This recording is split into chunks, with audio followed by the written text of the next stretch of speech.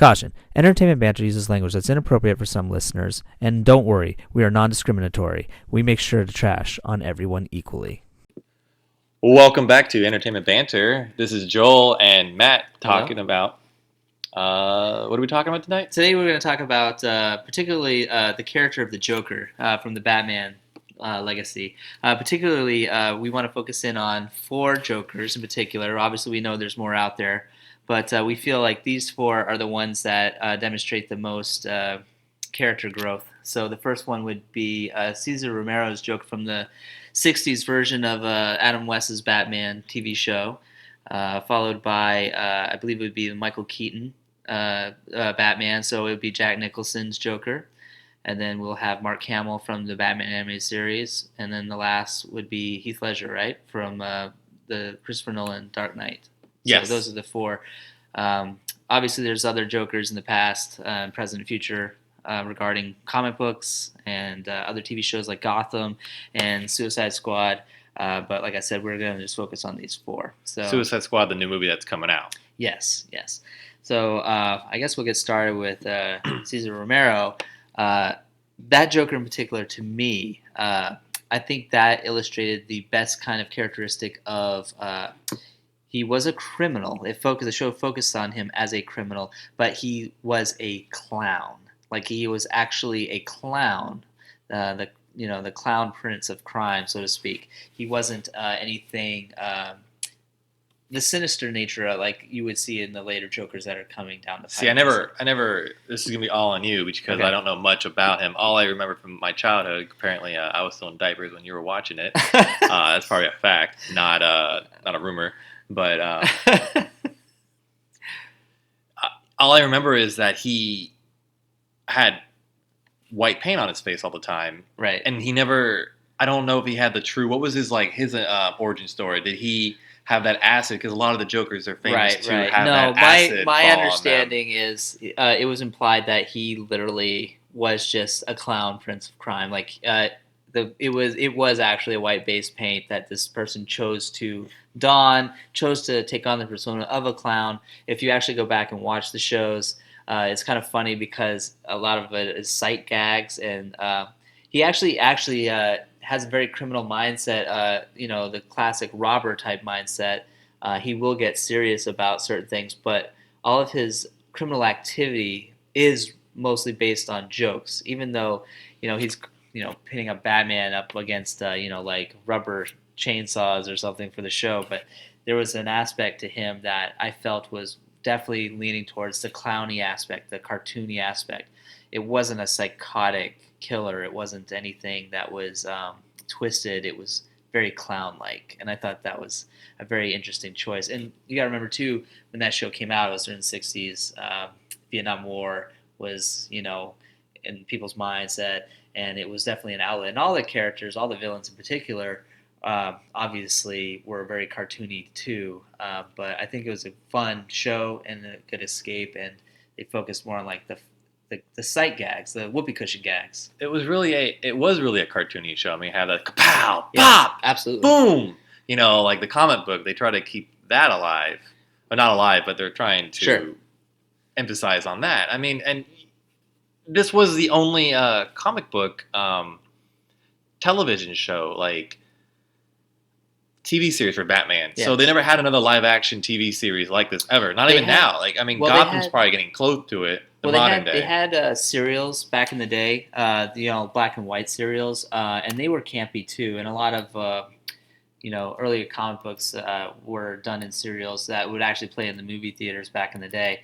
But nothing like this. I think you're right. This was actually the first time we actually saw a fun comic book feel in a TV show. And you're right, Gotham is kind of like that as well, where it's today's comic, where it's a darker, grittier comic. Correct. Idea.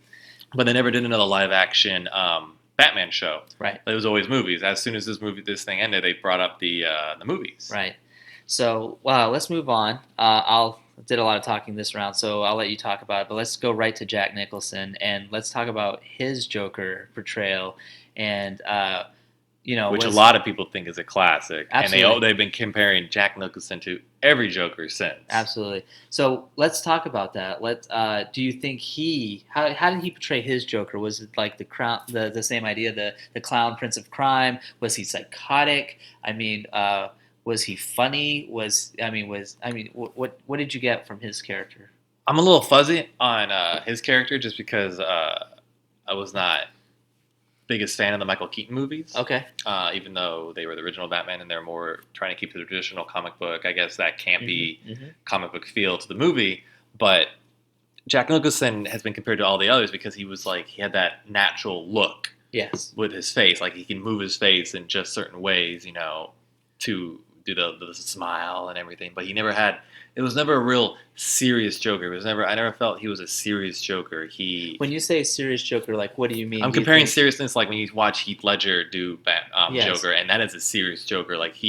So you're saying more like mentally psychotic aspect. Yeah, Okay. I think Heath Ledger went to that edge. We're not talking about Heath Ledger. Jack Nicholson never really went over that edge. Okay. Like he stood by it and never jumped off. Mm-hmm. So he never was really full crazy. You never go full crazy. And it just seemed like he was just messing with Batman, from what I can remember. They did the whole little origin story. He had his crap together. Like mentally, he knew what he was doing. Exactly. He knew he was messing with Batman. So he was methodical. But he did go through that origin in the movie, didn't he? Didn't he get acid on his face? He did. In that movie, he had a grudge against him. Yes. And that's like what really kind of spawned the whole movie. That was part of it, yes. Plus, he also got betrayed by his boss. So the character of the Joker in that movie, he definitely had a lot of grudges, and I think it was a vengeful Joker. I think maybe that's a good word. Like Jack Nicholson's Joker was a vengeful Joker.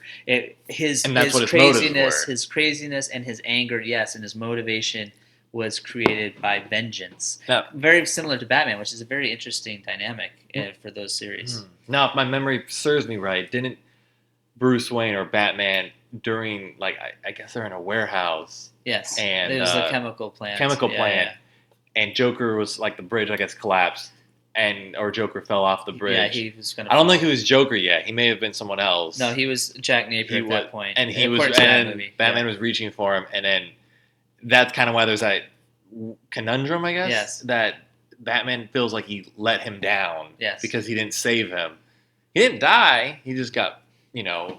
But it's interesting. I don't want to talk too much about the Batman, but in that scene, he didn't Batman. Yeah, he didn't look very. The Batman character didn't look like he really cared if he fell or not. Really? It was interesting, at least to me. Maybe I should go back and watch this movie again. That's okay. But it's interesting that you said that he's not dark because there are moments where I thought he kind of did do some dark portrayals. Like there was that whole dinner scene with Vicky Vale where he was practicing his art. Again, a vengeful thing if you think about it, because his face was disfigured. And so his outlet was to disfigure his blonde, the pretty girl that he had. Remember, his artwork was cutting her up and making her look like a work of art like him. See, I need to see this movie again. I know, it's okay. But I thought that was interesting. So by talking to you about it, it kind of makes me think about, more than ever, the Jack Nicholson was a vengeful Joker. Like he was legitimately out for revenge, which was interesting because he was out. That's not the character, though. Like, you go back to the comics, right. That's not who Joker is. Right. I mean, he took his vengeance out on Gotham. He took his vengeance out on his boss. He took his vengeance out on Batman. He even took his vengeance out on his girl. He's supposed to be playing with Batman. That's like the Joker's MO. Like he, yin and yang. He's going to be the opposite of Batman. Mm-hmm. He's always a foe that Batman can never beat. Right. Because, of course, Batman vows never to kill anyone, but at the same time, Joker knows this. He knows this is going to keep pushing his buttons. Right. And which wasn't displayed much in the Tim Burton Batmans. Because in that one, obviously, again, I personally feel Batman didn't care whether Joker lived or died. I mean, he definitely didn't try to save him at the very end when the gargoyle takes him down. You know what I mean? Well, we always get into Michael Keaton and how he portrayed Batman. But anyway. That's true. You're right. I'm sorry. We're getting off track. All right, so let's move on. Again, I feel like I did most of the talking. So I don't know if you ever watched Batman the Animated Series, but we have I did. Mark Hamill. Luke Skywalker. Fantastic. Luke Skywalker, after he left Star Wars, we all know that he became a great voice actor, Absolutely. and mainly he did Joker. He didn't do all the Jokers animated though. There was a couple other people who did it Other for shows, him. yes. Yes, and he always. I forgot, there was an interview with him, and I feel like he felt like. I know what you're talking about Yeah, because yeah. I think I heard the same thing where there was a series called The Batman, and the Joker for that series I think won an Emmy or something or Yes, some he did. special award, and Mark Hamill couldn't believe it because he's like, really? Because my portrayal of the Joker was done in such a way that I think he And the admitted, voice actor of that one actually mimicked his after Mark Hamill's. Interesting. And he actually felt bad for winning the Emmy. Like I think there was actually I think it's called the document of voice. Who's that voice? Yes. I think that's where I heard it from. Because Mark Hamill, again, this is I'm speculating because it's all through Rumorville, but I believe because the way we're talking about it is he the idea of him doing the Joker, I think it was continuity. The reason why he didn't win the Emmy is because he didn't have continuity in his character. But I thought that was the most brilliant thing about his character because he said, like, every time I went in there, I acted differently because I'm a crazy person. He's insane. Yeah, he's insane. And that's why it did so well every time we saw it. Right. I mean, they did the whole animated series on Warner Brothers. Right. And then, I don't know if you know about Batman Beyond. Yes, I do. It stayed in the same universe. Bruce Absolutely. Wayne became old, and he got a kid to do the Batman Well, did shtick. you see the movie where he comes back? That's what I'm talking about. Oh, And it was they so dark. Joker was not in the Batman Beyond series at all. And then they did this movie Yes. with the Return of Joker. The Batman Beyond movie show was kind of like, Right. But when this movie came out, it was really good because it brought in like Nightwing and all this stuff Right. of like all these people, and it wasn't really Joker who came back, but the voice was Right. Mark Hamill, and they played it out. It was Joker, Right. and it was spoiler alert if you Yeah. guys didn't watch that movie. My bad. Entertainment talk. You gotta be ready for it. Deal with it. So, Well, Mark Hamill did that voice, and it was just fantastic. And he's insane, and that's what was awesome about it. And that I don't know where Heath Ledger got his motivation to be or as views. insane as he was. Yeah. But I can't imagine that he wasn't watching Mark Hamill at all because, like you said, every time he walked into that sound box, Sure. he would portray a Sure. new person in a sense. But it was always the same voice. He never changed the voice, Mhm. just how he acted with that voice, Right. which made it great. Absolutely. And that show went on for many, many seasons. Yeah. And so with Mark Hamill's Joker, because let's talk about because I'm trying to focus on their portrayals, each actor's vision and take on the Joker. For sure. Mark Hamill's take, psychotic, comical. Like, what did you get from watching his Both. character? I think he was a psychotic, but like we said, like the whole purpose of the Joker was to portray as It's 1 o'clock. Crazy son of a bitch. That was the laptop letting us know what time it was. We all know now. We can edit that out on post. Okay, keep going. Anyways, go ahead. The whole premise of Joker was to pretty much play. He's playing with Batman. Yes. And that's, of course, the animated series is pushed that way. That's a great point. And they drew it that way to have this script and everything to do it. So his voice, when he was doing it, it just had that, it worked with it because it was insane. And that's who Joker is. He's an insane person. And That's a great point because I would but say he didn't get much, as I guess artistic freedom like Nicholson did with it because Right. it's drawn, it's laid out for him. Right. Well, you mentioned that, and it's kind of a good point because the thing I noticed about the animated series that's different from all the other relationships. Now this is getting a little sidetracked, but that Joker from the animated series is the closest to a relationship a consistent relationship you would have with Batman. Like, for example, there was a couple episodes where they would share jokes or exchange jokes with each other or relationships. There'd be times where Joker would cry. I remember one episode Joker was asking Batman for help because he was strung upside down, and Batman just kind of smiles at him. It's interesting that that's the closest dynamic you would have to a relationship, or I wouldn't say friendship, but agree to disagree kind of relationship. Whereas the Jack Nicholson and Romero's Jokers, they definitely did not have relationships, at all. And same with Heath Ledger. The relationship they had there was completely different.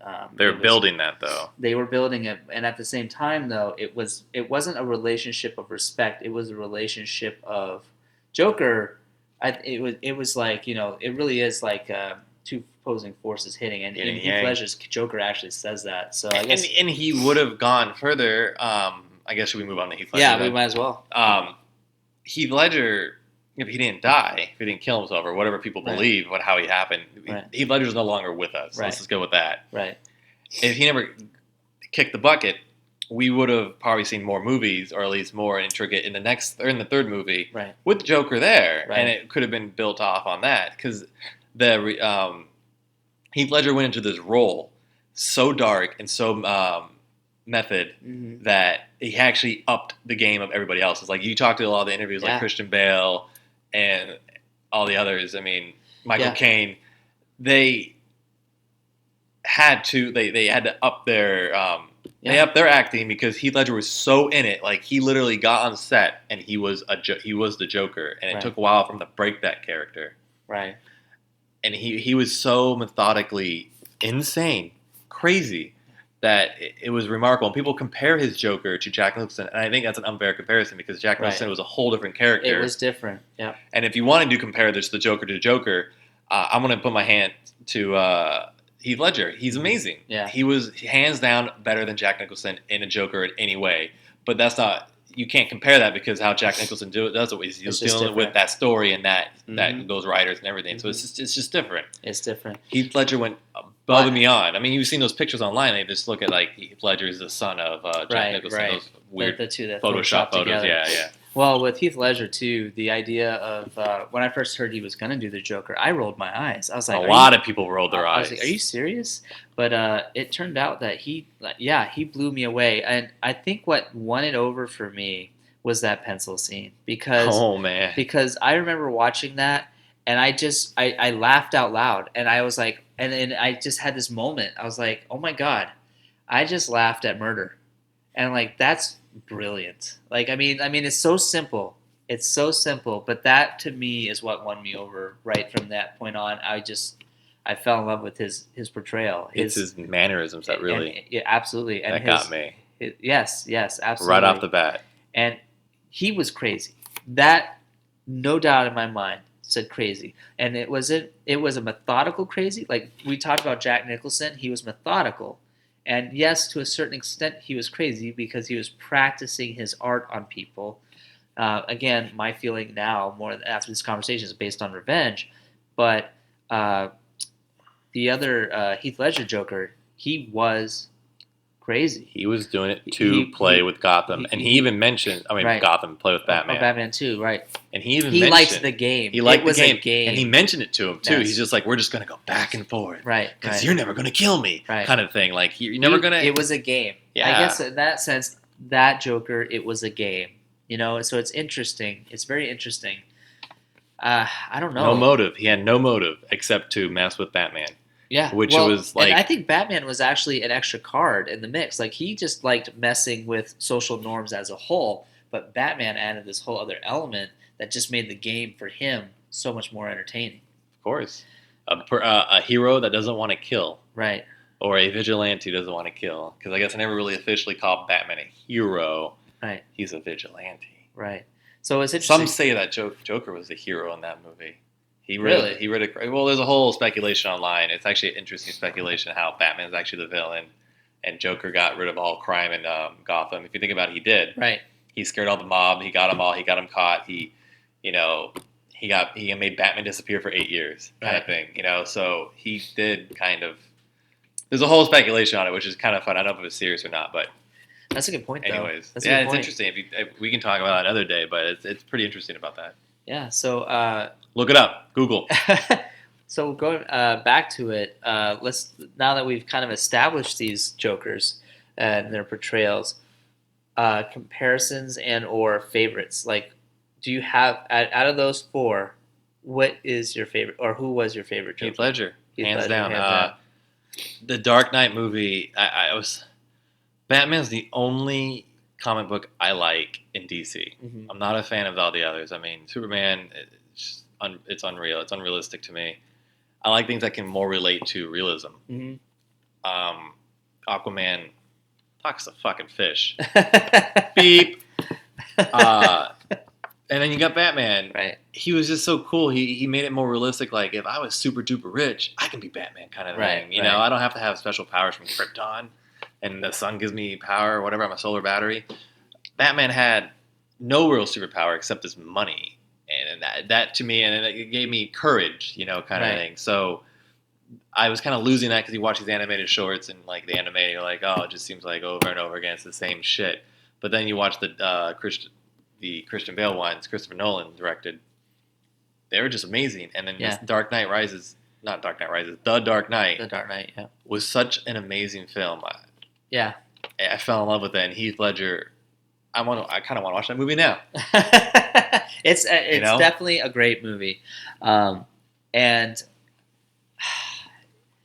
it's so tough. It's so tough for me because I've enjoyed every aspect of all the different Jokers. I mean, like I said, the Clown Prince of Crime with Cesar Romero, he was fun to watch. It was just like a fun little cartoon to watch. And then you have Jack Nicholson, who, like I said, is focused on vengeance. He's crazy and he's methodical too, but he seems a little bit more down to earth. Like, he actually, towards the end, he feared for his life. Whereas Heath Ledger, I don't think would not have feared for his life. He didn't fear. He was hanging upside down. That's true. The last scene you saw him. That's right. He's crazy. Mm-hmm. And as for Mark Hamill, I hate to say it, but I think Mark Hamill's Joker was the best, the most well-rounded Joker. Maybe it's unfair because he obviously had a crap ton of episodes to choose from to help his character grow and expand. So that might be a little bit more difficult to justify. But even in the animated series, that Joker dramatically progresses because, like you said, even with the Batman Beyond, like you pointed out, I thought it was a great sick twist. I don't know if you know this. There was 2 versions of that movie, by the way. There was like a dumbed down version for children and a darker version where he actually gets electrocuted. I don't know which one you've seen. But the one episode, they blame Robin by accident and like Joker gets killed. But then the other one is Joker actually gets shot by Robin and killed. And he says that's not funny. He gets shot by his own joke gun.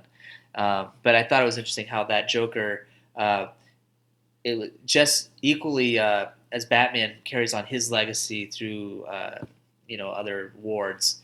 That Joker refused to die in the Beyond with the implants or whatever, hypnotic, whatever you want to call it. But I have to say Heath Ledger's Joker was so entertaining. I mean, there's the hospital scene where he's wearing that stupid getup and he's like, hi to Harvey. I mean, like, there's so many funny moments. Like, I hate to say it, but like, he was psychotic. He was hilarious. I mean, they're all the thing, and he was methodical. I mean, like you said, he got the mob under control. He got the city under control.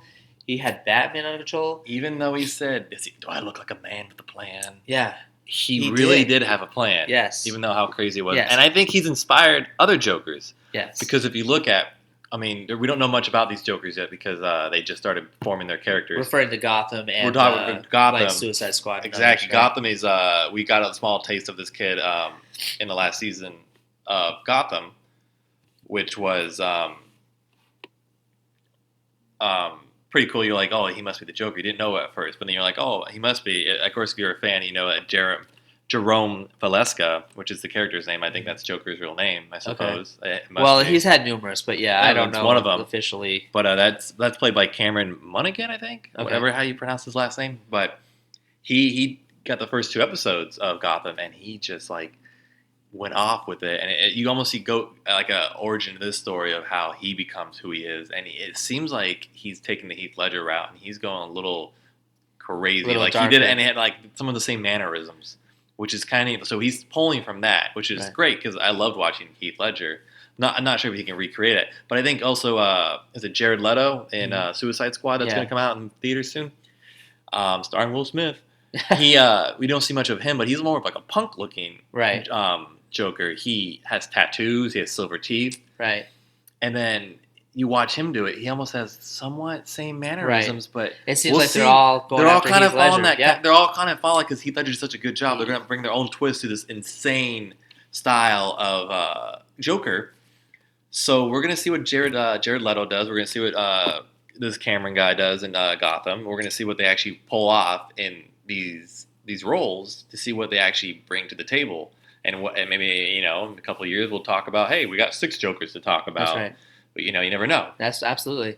But we got to wrap it up. But it sounds like to us that Heath Ledger actually went out on this one. I didn't expect that, to be honest with you, because there's so many great Joker's portrayals, and they're all different and they're all Really? unique. Yeah. You didn't think Heath Ledger would Honestly, be between both of us? I didn't, honestly. You know what? You're right. I actually picked you were going to choose the 1960s Caesar. Yeah, is it? yeah, Joker, Romero. just because you're such a